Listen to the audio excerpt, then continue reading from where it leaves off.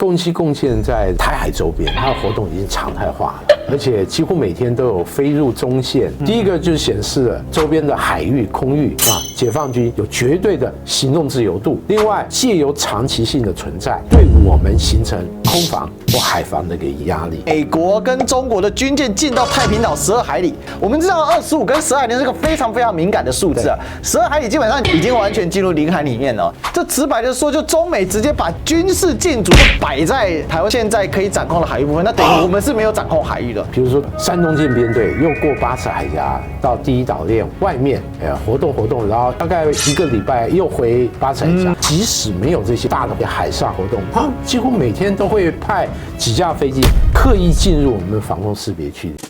Ladies and gentlemen, welcome the host. 那另外，当然学者就觉得说，其实最危险的时期是2030啊，就剖析啊，大概要几年，要拼经济啊，那大概第4艘的这个航舰也会出来哈，所以人家说，第3艘福建舰已经服役了，第4艘航舰出来，所以如果是在2030的时候，第4艘航舰就出来啊，所以2030前后来着手这个所谓的统一哦，尤其是武统的部分呢，会有一个更强的一个部分哦。那总编你怎么看呢？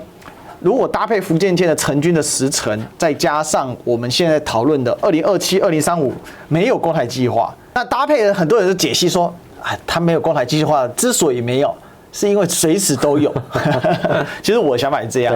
说没有就代表我随时 ready 好吗？那我是相信他没有一个这个标准的计划，上面就叫做攻台计划，可能没有这个，但他一定有很多相关的计划作为一个预案。特别很多计划是针对危机的状况做及时的反应。比如说我举例来讲，去年4月裴洛西来台湾访问嘛，其实让中国大陆非常的恼火。对，立刻就端出所谓的围台方案，而且短时间给赋予实施。对，试想如果事先没有计划，他能立刻端出来，而且把相关的兵力拉出来演练吗？那时候我们有聊过对，我们从这样这个就可以佐证。他有没有相关的计划了？一定有不同的 plan 嘛，plan A 呀、B 呀、C 呀、D 呀，因各种不同。就像这个美国和韩国，它有什么2027、2028、2030，什么20好几个，然后每几年它会进行翻新、修订，因应最新的状况或者特殊的这个美韩领导人特别的习性，做针对性的设计。这个美韩如此，其实中国大陆对台也是如此。所谓攻台的计划，我认为他的计划可能有好几项，只是说这些计划他不会大大说攻台计划，可能这4个字没有，但是它一定是一些反应性的计划，都放在他的这个工具箱里面。简单来讲就是对策都有，但是我不会限定说我一定要2027打还是2035打。但至于说时间点，我们都知道。那中国大陆不希望越早发生战争，特别是台海战争或者对美战争，因为这几年其实他做最重要就是修炼内功，因为他知道现在有的军力跟美国相比还有一段差距，而且整体的国力，他认为还要一段和平的环境，让他的整个经济发展、科技发展、军事发展能够更进一步。到时候如果说这种和平环境都有，我发展到一个地步，说不定不战而屈人之兵的能力都有，我就可以更有这个余度，更有余力来针对这些中国所谓的挑战，不管是来自台海的挑战或美国对他的挑战，我的应对能力就更为充裕。所以其实这篇文章是看在哪里？这个是这个 VOA 的一个写手叫邓玉文先生他写的。那他其实结论就是总编很接近哦，他就是对习近平来说，2030年前来着手统一，首选方式还是合同，如此是代价最少，台湾不会被炮火给焚毁。那搭配我们看到福建舰2030一定有了，搞不好第4架他那时候都具备实战能力了，那就更没有中美直接冲突的空间哦。这个当然啊，就是说到底会怎么发展，我们还是要看历史往前走啦，我们只能见证。But 不管2027、2035有没有，但有一件事确实的，就是共机共建是不断的在台海或者是我们台湾所相关控制的这个岛屿当中呢，是它基本已经视你为无物了。其实从去年佩洛西来的时候，我们就已经给了一个结论了嘛。就三线巨失嘛，对，台海中线没有了，领海基线没有了。哦，领空基线也没有了哦，这三线巨失果真是如此哦。我们来看一下，最近呢，这个立委陈以信哦，他在质询国防部的时候说，奇怪呢，这国际媒体都已经报道了，这个美国跟中国的军舰进到太平岛12海里啊，你们是怎样都没有反应，是不是？好，后来呢，这个邱国正国防部长他说有啦，我们有看到啦，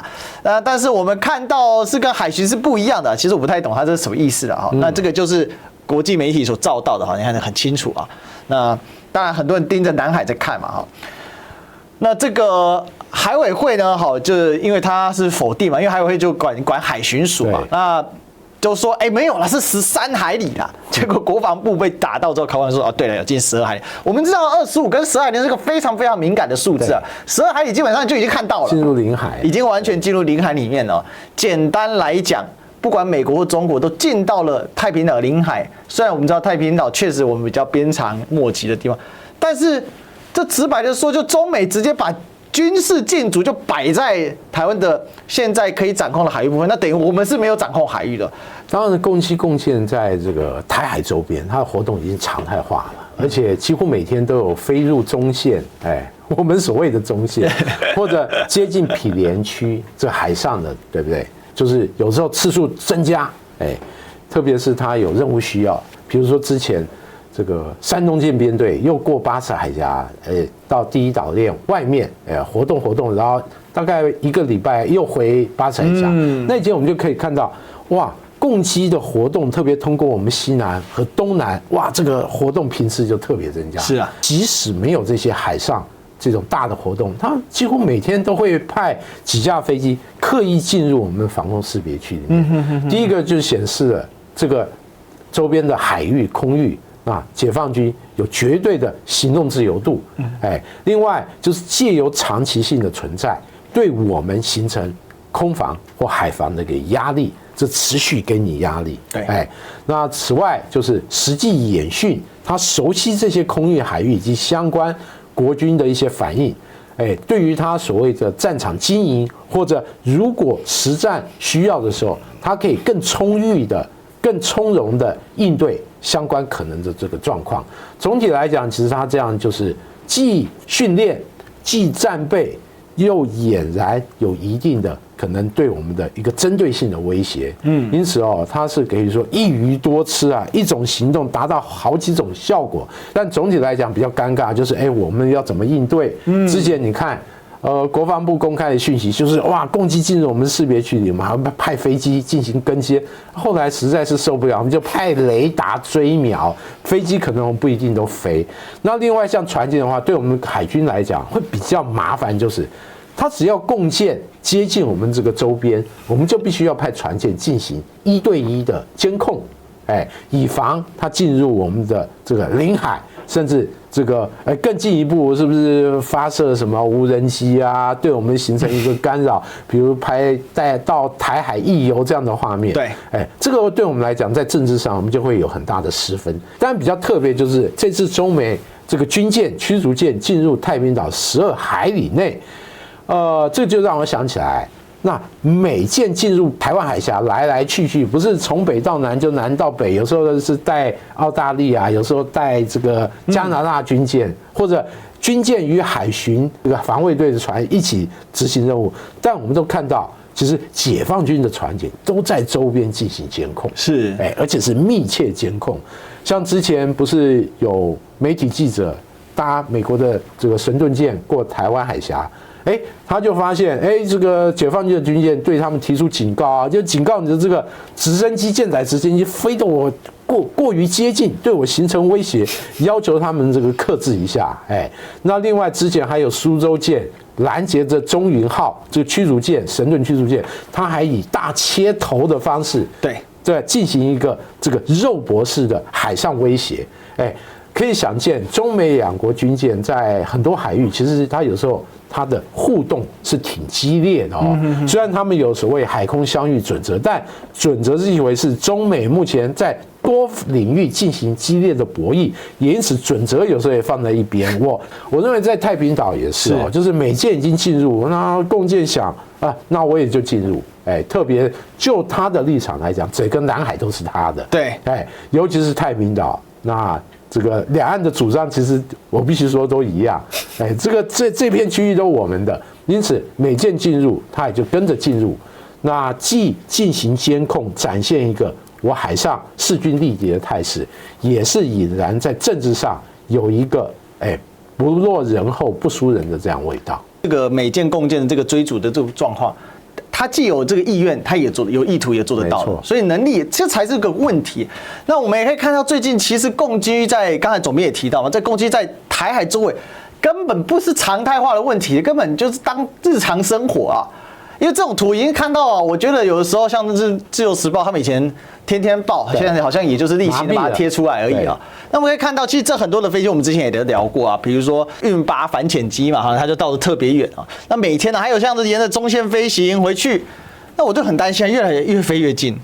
那如果我们两岸还是在挑衅呢，问题就不一样。尤其是以这个民进党政府，它确实尤其今年选前艰困嘛，它必须要有更多的创造抗中保台的氛围。对，所以其实军事跟政治是没办法分的，它才能够去激发他的支持者，看可不可以让他的国会有机会过半哦。我们也可以看到国防部的一个发布啊，包括呢，它其实有提到共计有8艘啊，都进入到所谓我们的25海里啊，总面状况